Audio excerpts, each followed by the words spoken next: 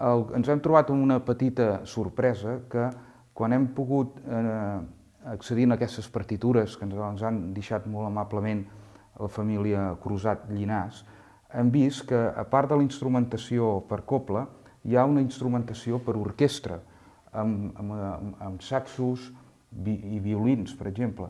I estava pensada perquè les orquestres de ball toquessin ja directament la dansa sense haver de canviar d'instruments. Això és una cosa força interessant, que algun dia haurem d'escoltar la dansa amb aquesta instrumentació. Seguim l'itinerari una mica sentimental de la dansa amb la dansa i el pas del temps.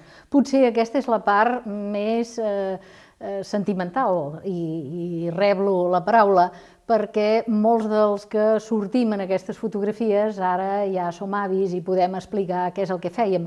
En primer lloc ja es veu que la gent anava molt mudada i les noies especialment guardaven per la tarda de Sant Joan i la tarda de Sant Jaume els seus vestits ben planxats, ben emmidonats, per lluir a la plaça tot el que podien.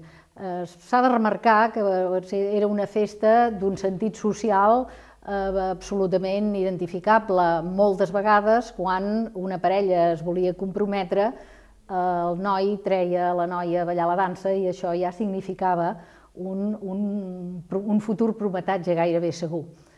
La dansa era, doncs, també el sentit social no només dels que el ballaven, sinó també dels que el miraven. Per exemple, de les dones grans no se'n perdien ni una i de primera hora de la tarda ja ocupaven els bancs per veure el ball a plaça, però molt especialment l'atenció que despertava la dansa. L'atenció i l'atenció, perquè a les criatures ens feien fora de la plaça en el moment de ballar la dansa. Després, a poc, la dansa va anar evolucionant d'aquests anys 50 que hem pogut veure, va passar a la pista. També per una raó, potser, de cobrament, d'una entrada, en fi, perquè es va creure més oportú allà que hi havia el muntatge ja per l'entarimat, però la dansa a la pista també va ser una dansa feliç, per dir-ho així, però a poc ja anava perdent el significat. Cal destacar que la dansa, en el moment que es van acabar les germandats i l'organització dels balls a plaça, la dansa hagués corregut el risc de desaparèixer per sempre, però l'organització, la Comissió dels Focs de Sant Joan i la Flama del Canigó va tenir l'encert d'incloure-la a la seva ballada de sardanes, però la vigília de Sant Joan, ja no era la tarda de Sant Joan. I aleshores podem veure en aquestes fotografies les ballades de dansa a l'entorn del foc, o bé que també s'aprecia que ja hi ballaven criatures i que ja la gent no ballava mudada de la mateixa manera que hi anava abans. Cal remarcar per la commemoració dels 11è segles d'història d'Arenys de Munt que es va fer una representació especial de la dansa amb abillament tradicional català. Després s'ha de remarcar el primer intent de recuperació d'espolsades, que va ser l'any 96, perquè va ploure la vigília de Sant Joan, no es van poder fer les sardanes ni la dansa i es va emplaçar la cobla pel mes d'agost. I aleshores l'Esbart Dansaire es va oferir a la sala d'assaig a ensenyar les espolsades que ells havien après al seu torn d'en Joan Major Torrent.